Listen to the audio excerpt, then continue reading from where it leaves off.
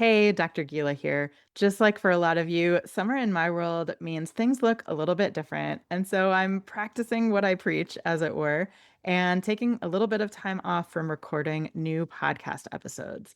Instead, I've decided to air replays of some of my most popular episodes. These are the ones that seem to really resonate with all of you, and for good reason. These are all topics that are so universal and so important, and so I hope a refresh and a re-listen will be really helpful for you over the summer. I also want to mention that if things are feeling hard and you have a lot of meltdowns in your home, I do have a free printable guide that walks you through my simple visual metaphor to help you understand why you and your kids have a hard time, lose it, snap, all of those fun things, and an acronym to help you remember the 7 main categories of things that can contribute to those big meltdowns and other tough episodes. Go to parentingwithconnection.com/guide. I'll also put the link in the show notes for you. All right, now on to the show.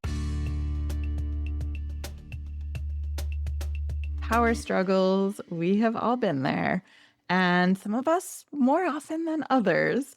Power struggles, I think, are something that every parent can relate to and has experienced at some time or another.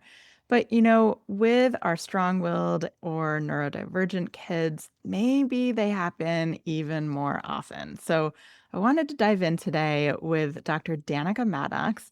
She specializes in supporting parents of gifted and twice exceptional or 2E kids. We're going to talk briefly about what that means at the beginning of this interview before we dive into the meat of it, which is power struggles. Danika's approach is rooted in the neurodiversity paradigm. She is informed by over 15 years supporting gifted and twice exceptional families as a teacher, a therapist, a researcher, and a consultant.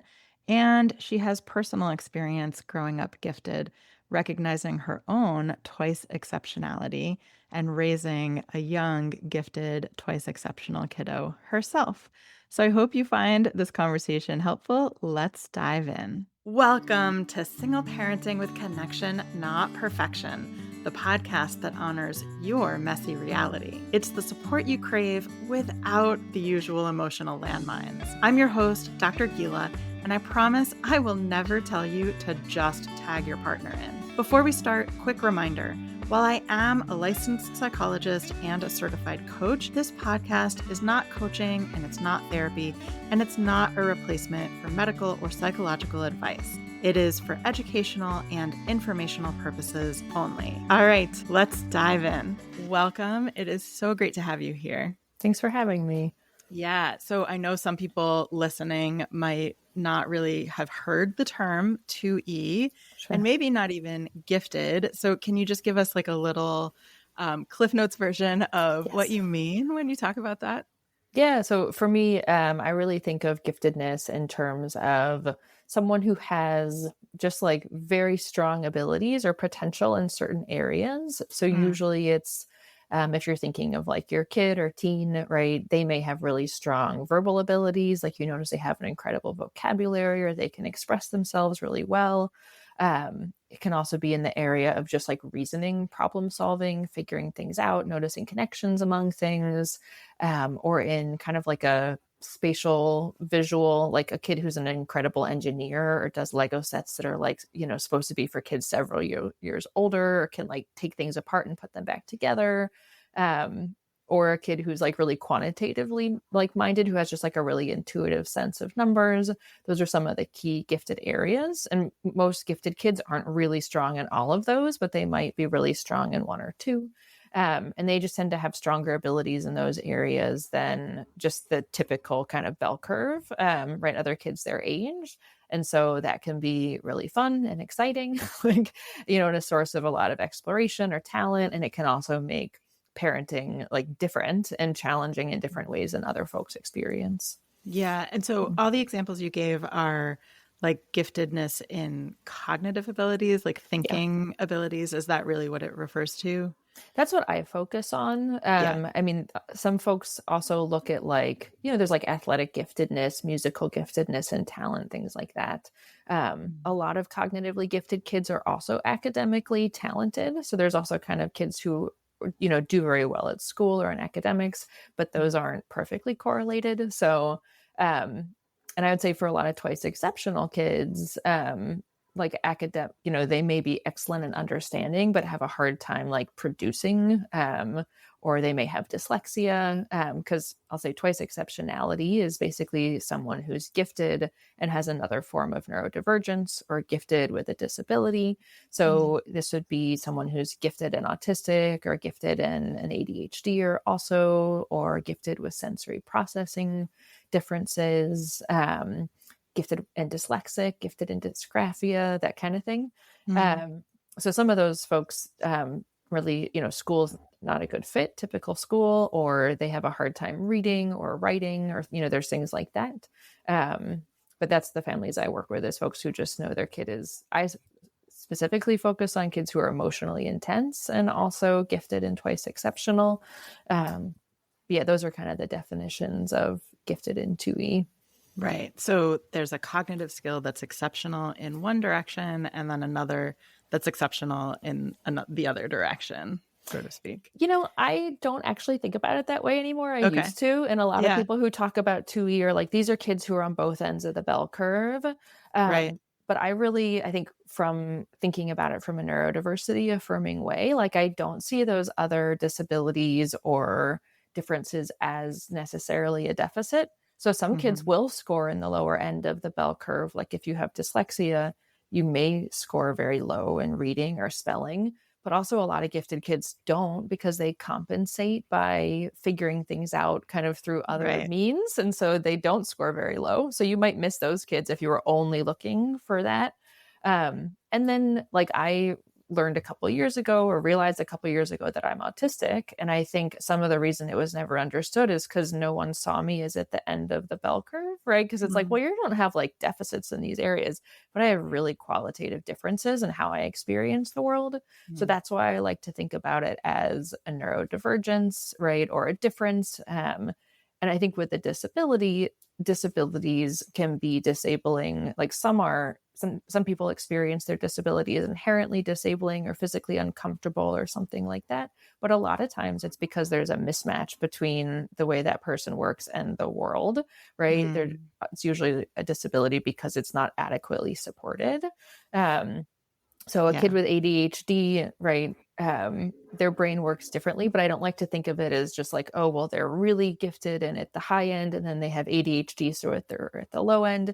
Because ADHD also comes with like amazing ability to deeply focus on something of interest that's Hmm. stronger than other, kids their age. So it's kind of a mix of pros and cons depending on the situation, I Right. guess, if that I makes love sense. that's such an interesting nuance, right? So it sounds like part of the issue is that it's not necessarily something that's measurably quote unquote low or Right. It right may or may or not be. Yeah. detectably with our right. With So the yeah, tools we have, right. right. But it And is then an exception to the norm, right? It is different than the norm. right, So, right. And then absolutely 100% that sometimes the issue is the environment and yes. the mismatch, and that our world is Yeah, not set up to jive with every kind of brain.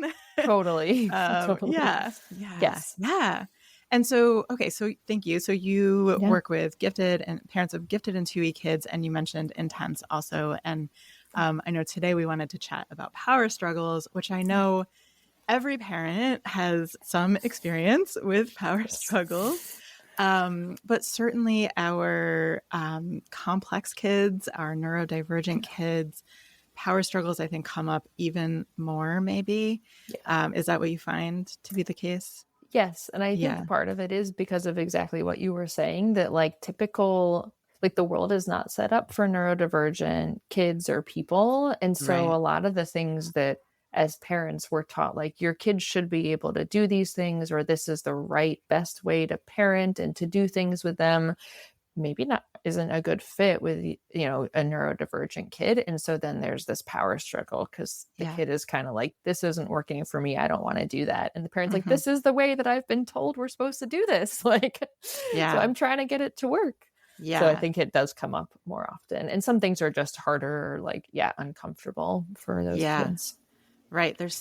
I have found personally, and also working with clients, there's such Yeah.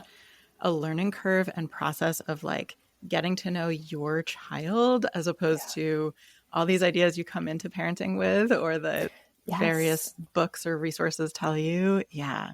Yeah. Yeah. Yeah. And I have to say, as a single parent, Yeah. power struggles, and I know this isn't unique to single parents, a lot of partners' parents often find themselves on their own. But Yeah. when you're on your own and there's a power struggle and you don't have someone else to tap in, Right. right? And when those power struggles are happening a lot and there's no Yeah. one to tap in, it can be so intense for us as parents. Oh, yeah. And I'm sure for our kids also. I mean, it's sort of, Yeah. yeah, everyone's having Yes. a hard Well, because time. everyone's emotions, right, kind of escalate and intense. It's sort of like it's stressful. Yeah. So it's not just about the power struggle, but it's kind of the escalation of frustration and, right, not being Yeah. able to just be like, I need to, like, I need a break from this, or I'm feeling too Right. stressed. Yeah. Right. Because of course in a power struggle there's two people. And Yes. so Yes. if both of you are feeling increasingly, activated, agitated, stressed, Yeah. it's going to be hard. So you already hinted at this, but I think the first step, of course, is to understand what's happening with these power struggles. Right. Where are they coming from? Why are they happening? Especially if you have power struggles happening like daily, multiple times a Yes. day, a Yeah. lot of power struggles. So how do you help parents understand like what's going on in the power struggle? Why is this Yeah. happening? Yeah, that's a great question. And I would say it's complicated because, like you said, it's getting to know your individual kid over time. So there's no one Yeah. easy answer. And that's why my program, when I work with parents, is like 8 weeks long because it's like we're going to keep exploring and making more nuance in this. But Yeah. there are some big categories of like common things that underlie the power struggles, I would say.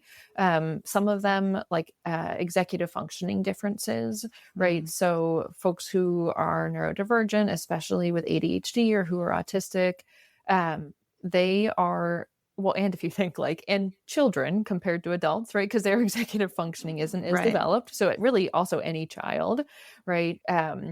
Executive functioning is what helps us kind of control our attention. And folks who are neurodivergent, I would say their executive functioning is really built best to deeply focus on something of interest, one thing. Mm, So something like the morning routine or the bedtime routine or anything that has multiple steps, especially ones that aren't interesting, are going to just be a real struggle for them to complete independently, right? Because their mhm. brain is like, no, I'm just going to do this Lego set. Or like, I'm listening to this audiobook and that's all I can do right now, right? Right. Like, um, so that they can kind of get in that zone. And it's really hard to do these boring tasks with many steps. Mhm. Even with a parent helping them with it, it's just like, it feels really hard to like draw your attention away from one thing and go to the next.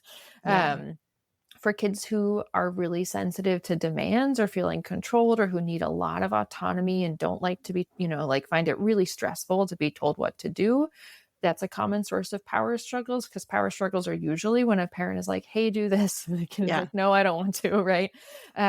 Or avoiding it for whatever reason. And it may not be a direct, no, I don't want to, but it may be other creative ways of avoiding it. And in that Mm, case, some kids are really searching for autonomy. Like, even if they could do the task theoretically with their abilities, right? It feels awful to be told what to do, or it sends them into like a fight, flight, freeze kind of yeah. response. Yeah. Another common one is sensory sensitivities. So some tasks like brushing teeth, brushing hair, taking a shower can Mm, be really uncomfortable from a sensory perspective. And so kids will not want to do them because it doesn't feel good. yeah. Um, trying to think, I mean, there's Yeah. others. Those are some big categories that are common though. Let's pause. That was so much great info. So, Yeah. going to your point about, I wanted to highlight, you were saying when that these kids really do best when they can sort of focus on something that they are interested in. So Yes. So what I heard was two pieces. One is that they have to do something that has multiple steps. Right. But two is that they have to have some sort of like buy-in, some sort of interest Yeah. in it. And so, parents might be listening and saying, well, my kid is also fidgeting. They're doing multiple things at the same time, but Mm-hmm. that can be a different kind of multiple things. And the interest piece is Right. a big part of it. Yeah. And Yeah. so, Oh, go ahead. yeah. No, and the other piece about demands, which I think we often forget as parents, how many Yeah. demands our kids have. So like you might think, well, this is the first thing I've asked them to do today. But Mhm. actually, they've had to get up, they've had to get dressed, they've had to brush their teeth, they've had Yeah. to, do all the things. And there's so many like demands baked into their day that Yeah. even, that anything we ask on top of it, which of Right. course is hard as parents because we need them to do things, right? Right. Right. There's so many things to get done. Like, Uh-huh. Uh-huh. yes. Yeah. Yeah. It's hard. And for some kids, they're even holding in mind, like, I'm getting up to go to school and it's not my choice to go to school. Like, kids Yeah. don't have that much autonomy and control in our society usually, No. right? And some families set it up so their kids have more, right? But yeah, it's Yeah. hard, I think, like for kids who are hypersensitive to that. There's so many demands during the day. For some kids, even Mhm. like having to pee when they wake up, that's their body telling them what to do, and they're like, I don't want to Ah. go pee. I want to be sitting here, and so they're already maybe agitated or frustrated and uncomfortable by those things, right? So That yeah, so these like it really depends on the kid how internal sensitive. demands. Yes, yes. Yeah. Or like, I'm hungry. Ugh, or parents have told me their kid is like, wait, we have to pee and poop. Like, their 3-year-old is getting toilet trained. They're like, and it's like, yeah, we just put this in the toilet. And they're like, for the rest of our lives, like. So you I can see never for some thought of it kids it's that way. hard. Yeah. Yeah. So anyone who has really intense power struggles, there's often some element of that Yeah. sensitivity to demands or feeling overly pressured that comes into play because the kid's Yeah. just like, oh, it won't stop. Like, Yeah. And like one sort of big picture thing that I'm hearing is, and I think it's so important, is that sometimes there is context going on that you're not even aware of. So totally. you didn't know that they were stressed out that they had to get up and pee, which by the way, I can relate Right. to that when it's cold Yes. out of your bed and you're like, I don't want to I don't pee. want to. Yes. So we have all these, and then the fear or anxiety about going to school Right. or karate class or whatever it might Whatever be. it is. You Yeah. might not even know that there's other things. So you might think this is Yeah. not a big deal. Why are you having trouble doing this? But there's Absolutely. other context. And then Yeah. there was something else you said that I wanted to highlight, which is which I think is important to keep in mind, is that sometimes you know that your child is capable of doing something, Mhm. but in that moment, they're not. Yes, yes, Right. that's huge. Yeah, and inconsistency is like a key, I would Yeah. say, feature of neurodivergence. Like folks who are neurodivergent, well, I would say we're all inconsistent, right? Or like, Yeah. I think of it as fluctuating capacity, right? So Mm, internally, we all have fluctuations in our yeah. capacity. And we know that some days we're like, oh, I can definitely cook dinner, no problem. And some days it's like, I can't do this today, or I can do No. it, but I feel miserable, or it's like pulling teeth, or, I'm overwhelmed.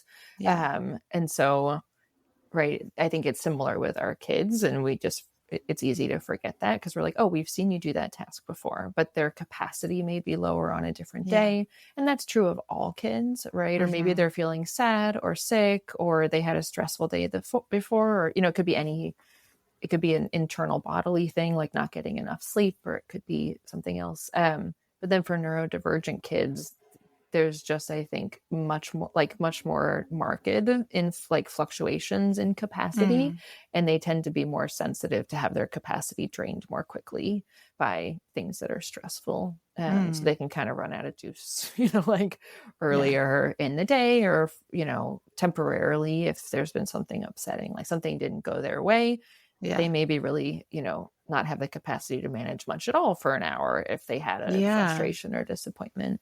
So, Right. Which brings us back to the power struggles yes. because then they're more likely to have the power struggles if they're getting to that place of overwhelm more quickly. Yes. Yeah, and a Yeah. lot of the families I work with notice that their kids not all families, because it's so different for each kid, but some kids are pretty energetic in the morning and have more capacity and can do more things themselves. And then at Mhm. nighttime, those parents have found, instead of saying, hey, get on your PJs, if they just help their kid change their PJs, the kid is even willing to do that and will be Mm. helpful if they're being helped, right? Yeah. Whereas if they're being told to do it independently, they're just exhausted, or they're going to fight or argue or refuse, and it becomes a struggle. So Yeah. sometimes talking about when to strategically kind of come in and either be there with your kid through the routine or just physically help them do it, Mm. right? And I think a lot of parents feel like they've been told they're not supposed to do that, that that's Yeah. bad, right? Or that they're like, um, yeah, I think there's lots of kind of beliefs around that, that parents are told, like, that's not okay, or your kid needs to learn independence, or they're never Mhm. going to learn to do that. But a lot of times the kids already know how to do it and can when they have enough capacity, but they're just kind Yeah. of out of, out of steam. And the parents realize, the parents might even feel like, well, I don't want to help them, I have other things to do. But Yep. actually, like, stepping in, it's like, but then I just put on their PJs and we were done, and it took like 2 minutes. Whereas if I have a Yeah. power struggle with them, it takes 20 minutes and it's miserable, right? Like, Yeah. so they're like, actually, this is a more efficient use of my time. Yeah. And I can show that I think it's really helpful for our kids to learn to take care of themselves. And our society, just pushes all of us that we should be able to do everything all the time. And so I think being like, hey, you've had a long day, you're tired, I'll help you, kind Mm. of lets your kid talk that way to themselves when they're older too, like, I've I had a love long that. day, I'm going to be kind to myself, I need a break. Like, Yeah, so, I love mhm. that. Sort of training their internal voice to be compassionate and Yes. yeah, Yeah. Yeah. yeah. And also maybe they'll be more helpful to other people, right? They see Right. like, "You've had a hard You must have day. had a hard Let me day. help you." Yes. Yeah. Yes. Exactly. Yeah. And so, right, there's so much messaging out there about like parents shouldn't do this, shouldn't do that. And one of the big ones, so you're talking about something that, first of all, goes back to what we were saying about really learning your kid, right? So Yeah. some kids are going to need that. Some kids might get really testy if you Yeah. try to help them put their PJs on at night. They Right. don't want to be touched. They don't want the Right. help. Right. Right. So getting to know your kid and Yeah. really attuning to what they need. Yeah. Um, one of and that speaks to, things we can do to try to prevent the power struggles, Yeah. right? Yeah. When you're in a power struggle, I feel like one of the messages that parents get is you should never, ever, ever, ever, ever, ever, ever, Ever. ever drop the demand in a power Oh struggle. gosh, yes, yes. Yeah. Yeah, Thoughts on this?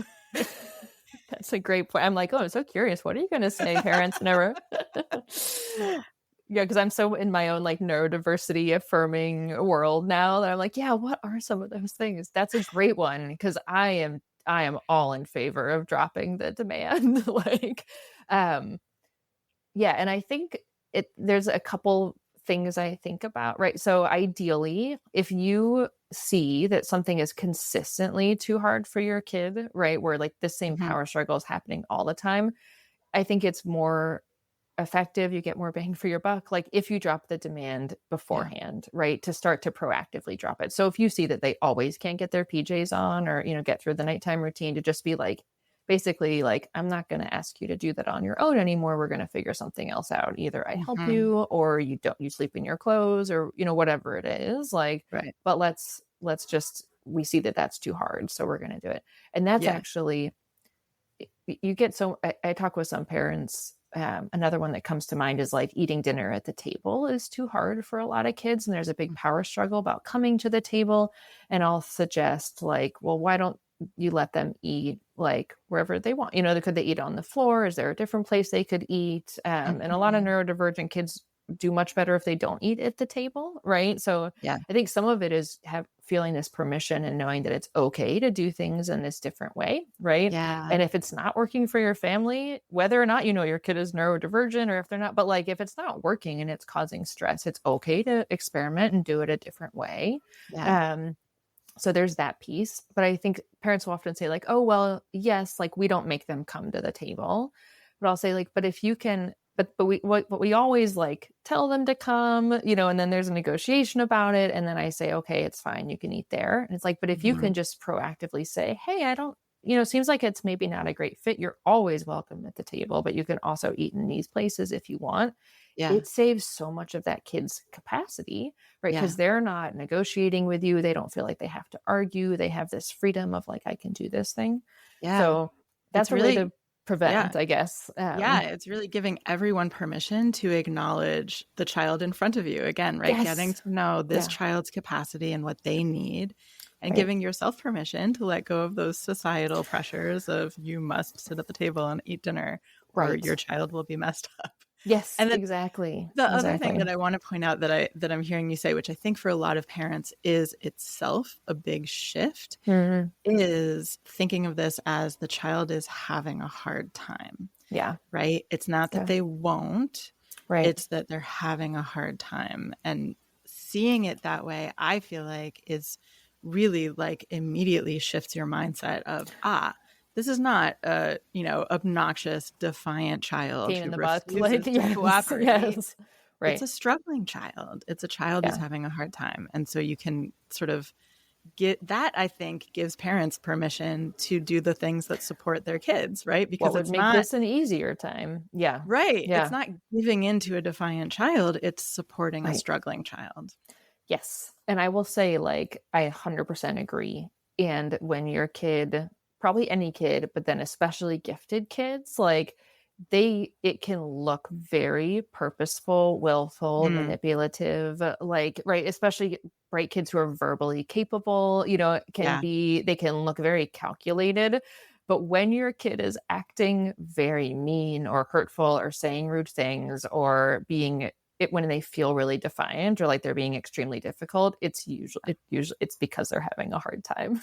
But mhm, just to acknowledge for parents, like, I know it doesn't look like they are, like, right? yeah, Like, and it feels really parents will be like, it feels really yucky. They feel like they're being manipulated, right? But it's like, yeah, but really the kid you just have a very smart kid who's working to get their needs met, and they know, like, this is not working for me. I need to do anything I possibly can to not have yeah, to do that because it feels so hard, yeah, for yeah. whatever reason, right? It's so Even if hard when they're doing when yeah. yes. Yes, And you're like, yeah, It been really there. seems like you're messing with me, but I Uh-huh, know you're having a hard time." right, Yeah, yeah. right, and I'll add, parents have a hard time too, Oh, right? yeah. So, Yes, like, it's yes. when they're doing that, it just really it's like nails on chalkboard and you can't Yeah. keep yourself regulated. That makes sense, right? You're having a Yes. hard time. Oh, yeah, Yeah, absolutely. Well, and yeah. I think that's why, like, there's so many reasons to be in favor of dropping the demand in the moment when you can, because it's like a lot of Mhm. times I think as parents we get stuck and we get so frustrated and so overwhelmed because we're like, this has to happen right now and it's not going to, and my kid isn't. And like, Mhm. I've been there, I was there recently, and it's Yep. like I got activated. My kid's like, you were in the red zone. I was like, thanks, yes I was. Like, you're absolutely right. Like, right. But I realize I'm like, oh, but I'm in some ways co-creating this because I'm like, it must happen, right? Yeah. And to know, like, there are some things that have to happen, but like right then, but they're pretty limited in terms of safety or whatever. We Yeah. just can feel so frustrated. Yeah. So sometimes just being able to drop the demand in the moment, and I think I feel better, and I think it's helpful for our kids, and I know other parents feel better when you put some language around it too, of like, this feels too hard right now. Why don't Mhm. we not do that? Or like, Mhm. I can tell this is stressful, or I'm getting really stressed. I'm going to take a break from this, where you're not dropping it of like, okay, you won. I'm going to drop this demand, right? But you're sort of Mhm. really acknowledging like something about this isn't working for us right Yeah. now. Let's just do this instead, or let me Yeah. offer something else, or let's all step away and come Yeah. back. Yeah. To And I love naming that yeah. sometimes that's you, right? That's too hard for Yes, me. like I'm really I don't want to yell, like I'm Yeah. getting really Yeah. stressed. Yeah. Yes. One thing that Um, I sometimes like to say is, that's new information to me. Like, I mm, didn't realize yeah. how hard this was going to be for you because that's really what's happening, right? Yeah. You have asked them to do something that you think they're going to be able to do, and the power struggle shows you, Oh, you were mm-mm. wrong, Yes, exactly. This is right? good to know now. And so Yes. that's new information. And I think, I think we as parents, we feel like we have to stand in our ground, right? Right. And And like yet we're be consistent, like, Mhm. right. And we're expecting our child to be flexible Right. while we feel we need to be inflexible, It's right? true. It's true. And so we're expecting of our child the very thing that we are refusing to do. And so Yes. modeling Yeah. for them that, sometimes we do need to be flexible when there's new information. Yes. And this I being love that. really hard for you is new information, right? I love Um, that. Yeah. yeah. Well, Can okay. I So, mhm. Well, I'm thinking that's a great phrase. Like, and I'll share another one I use Yeah. often too with my is like I thank them and I've written an email, but just like kind of thinking like, oh, Yeah. thanks for letting me know. I didn't realize, right? Yeah. And even if he's like, no, like I don't want to do that. I'm like, oh gosh, thanks for Yeah. telling me. I didn't realize. Yep. Okay, is that Yep. interesting? So Mhm. it's not like he's giving it to me in this like little pretty packaged bow, right? It's Yeah. often like yelling or refusing or something, but that idea of like, oh, I Yeah. didn't realize how hard this was. That's new. Yeah. Thanks for letting me know. I Mhm. think does help that. And I love this Yeah. idea of creating a collaboration too, because parents Yeah. often are, I don't know if you hear this a lot, but definitely in the gifted kid world, it's like the constant negotiation that the power struggles are this like lawyerly, Yes. debate and negotiation. Yeah. And so parents will be like, how do I stop the negotiation? Yeah. But I think seeing it as you can turn negotiation into collaboration if you're willing to also be flexible, right? So this Yeah. idea of like, hey, let's be on the same team. And your kid may be like, I want 3 servings of ice cream, you're like, okay, like this isn't feeling like enough. I see that. What could we do? And it might be like, you Yeah. want more. I'm concerned about if you have too much, your belly might hurt or that, want Yeah. you to have about this amount. We could add whipped cream to it. You could add this. I could Yeah. do one more scoop, like, and try to Yeah. work it out together. Or it's like, Yeah. often it doesn't have to be just exactly the way we're thinking or just Yeah. exactly the way they're thinking. Totally. Um, Yeah. so I then like you're to not say, "Here's my yeah. concern. What's your Yes. concern?" Right? And let's see if we can Yeah. find that, like I love what you were saying about thanking them, and I wanna sort Oh, of sure. for people who are listening and thinking, "Well, if my kid is yelling at me, I'm not gonna thank them." Right? So Yes. so I wanna say you are thanking them for communicating to you, not for the behavior, right? So there's that, like, Mhm. Yeah. difference, Yeah. right? So you're not saying, "Thank you for yelling at me." You're saying, Right. "Thank you for letting me know that this is hard," right? "Thank you for Yes. letting me know that you don't want X." Yes.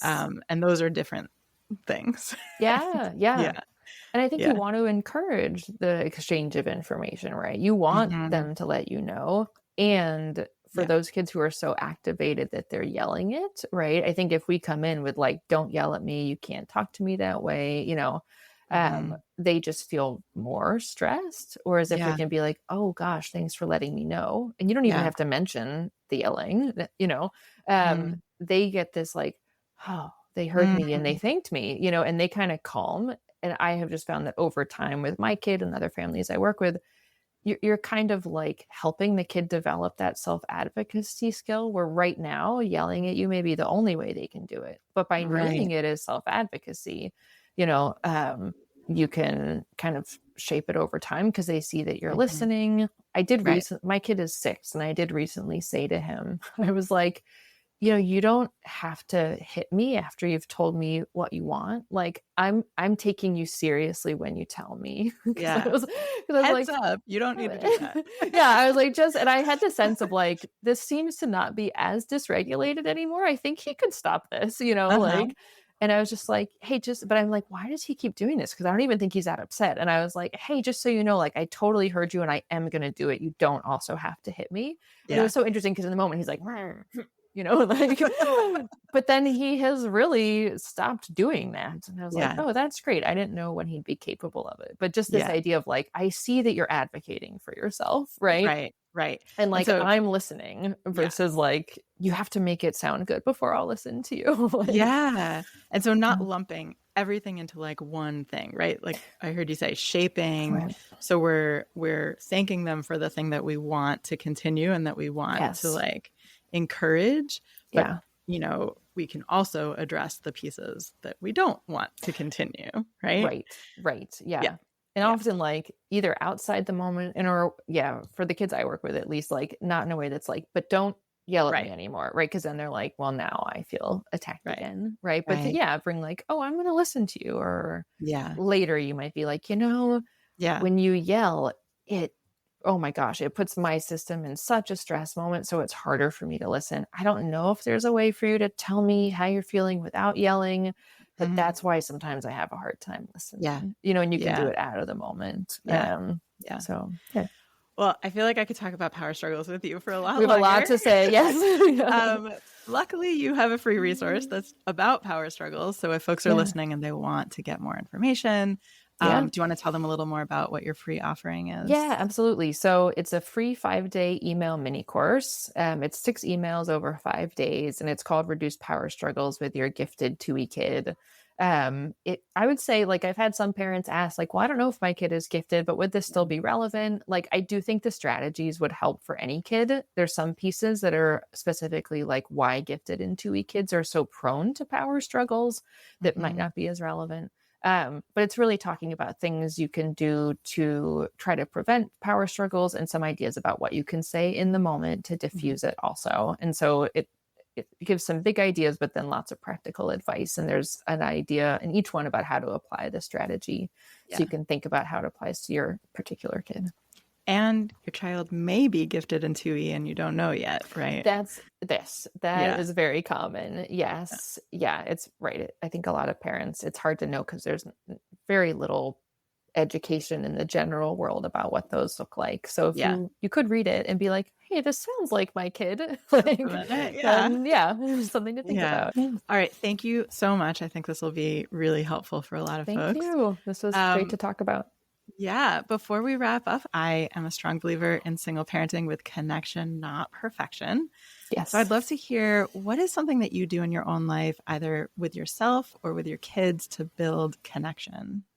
that's great. One thing that I've done with my kid is really just like playing with him in Mm, whatever way he wants to play. And he often mm, likes to really control the play and have like specific plans, or he loves like Minecraft and Roblox, things that I had never played before. And so being able to join him in that world has been fun because I understand better what it means to him and how he's using those things and technology and getting a lot out of screen time. yeah. And then I'm like, actually, I can really appreciate some aspects of some of these games. So that's been fun too.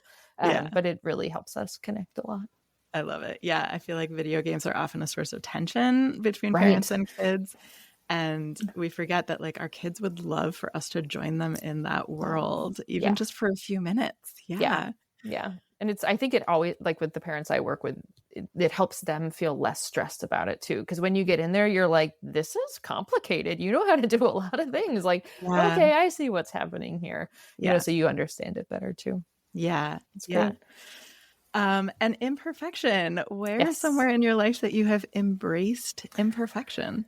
Yeah.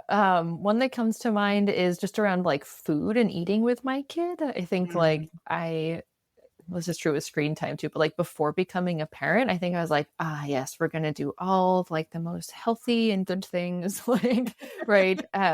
And I think having a neurodivergent kid and recognizing my own neurodivergence, the neurodiversity paradigm is really pushes back against this idea that there's a one best or healthiest or right way to do things.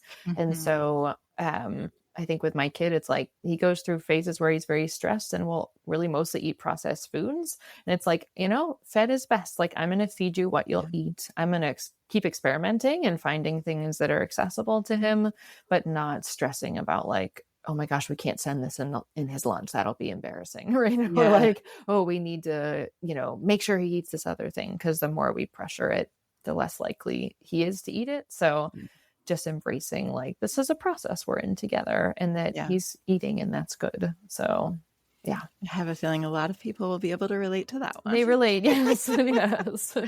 Awesome. Well, it was such a pleasure to chat with you. You Thank you too. for coming on Thank and you. sharing about power struggles. Big Thanks for topic. having me. That's it for this episode. I am so glad you found your way here. And remember, even if you're on your own, you don't have to do it alone.